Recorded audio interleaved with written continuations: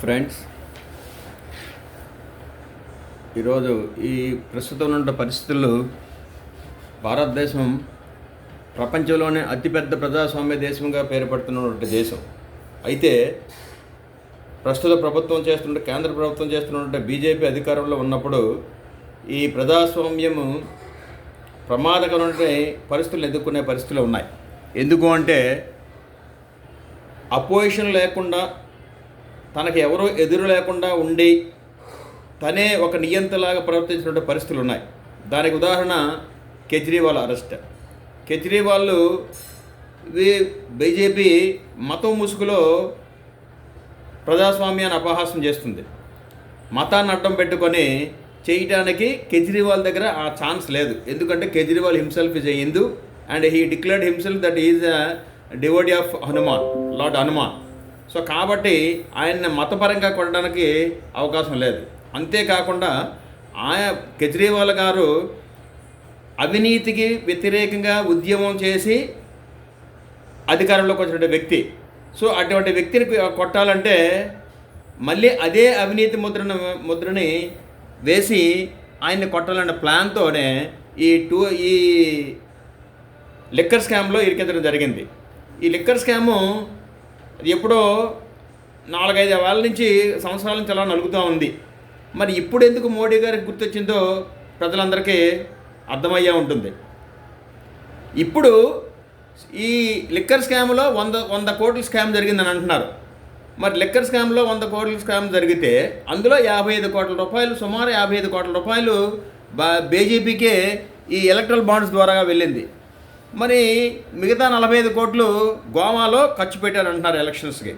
ఎక్కడ రుజువులు లేవు, సాక్ష్యాలు లేవు. సో అందుకని శరత్ చంద్రారెడ్డిని అరెస్ట్ చేసిన తర్వాత శరత్ చంద్రారెడ్డి ద్వారా 55 కోట్ల రూపాయల వరకు ఎలక్ట్రల్ బాండ్స్ బీజేపీ తీసుకుంది. మరి ఇక్కడ ముద్దాయి ఎవరు? ముద్దాయి దొంగవాడి దగ్గర దొంగతనం చేయడం తప్పు. మరి దొంగతనం చేసినట్టు దొంగ దగ్గర నుంచి వస్తువులు కొనడం కూడా తప్పే భారత శిక్షా స్మృతి ప్రకారంగా. మరి దొంగతనం చేసిన వాడి దగ్గర ఫండ్ రూపంగా ఆ దొంగ సొమ్మును తీసుకున్నటువంటి బీజేపీ ప్రభుత్వం తప్పు ముద్దాయి కాదా? మరి వాళ్ళని అరెస్ట్ చేయాల్సిన అవసరం లేదా? వాళ్ళ మీద యాక్షన్ తీసుకోవాల్సిన అవసరం లేదా? మరి ఈడీ, ఇన్కమ్ ట్యాక్స్ వీళ్ళందరూ ఎవరి మీద యాక్షన్ తీసుకుంటున్నారు?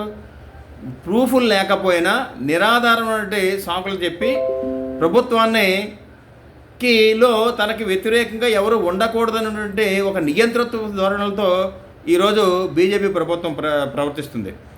అంతేకాదు మిత్రులారా, ఈ 2G స్కాము, ఈ 2G స్పెక్ట్రమ్ కేసు ఒకటి 2012లో జరిగింది. అది దాన్ని పెద్ద హైలైట్ చేసి కాంగ్రెస్ గవర్నమెంట్కి వ్యతిరేకంగా ఉద్యమం నడిపి అన్నా హజారే ద్వారా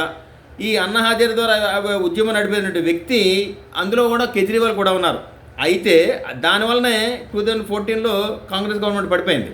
ఇదే బీజేపీ ప్రభుత్వం ఇదే స్పెక్ట్రమ్ అమ్మకం ద్వారా అమ్మకుండానే నామినేట్ ప్రాతిపదిక మీద ఆరోపణలు వచ్చినటువంటి కాంగ్రెస్ ప్రభుత్వాన్ని దించేశారో ఇదే బీజేపీ ప్రభుత్వం నామినేట్ పద్ధతిలోనే భారతీయ ఎయిర్టెల్కి ఈ స్పెక్ట్రమ్ అమ్మడం జరిగింది.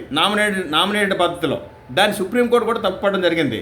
మరి ఏ ప్రభుత్వాన్ని నువ్వు అవినీతి చేశారని చెప్పేసి 2G స్పెక్ట్రమ్లో నిందించినటువంటి భారతీయ జనతా పార్టీ 450 కోట్ల రూపాయలు సుమారు ఎలక్ట్రల్ బాండ్స్ ద్వారా ఈ భారతీయ ఎయిర్టెల్ తీసుకొని వాళ్ళకి ఈ స్పెక్ట్రమ్ని నామినేటెడ్ పర్సన్లో వేశారు. మరి ముద్ద ఇందులో ఎవరు? ప్రభుత్వమా? భారతీయ ఎయిర్టెల్లా? లేదంటే ఈ ప్రజల? కాబట్టి దొంగతనం చేసిన వాడి దగ్గర తీసినట్టు సొమ్మును కానీ వస్తువులను కానీ తీసుకున్నట్టు వ్యక్తి కూడా ఈరోజు దొంగగానే పరిగణించాలి.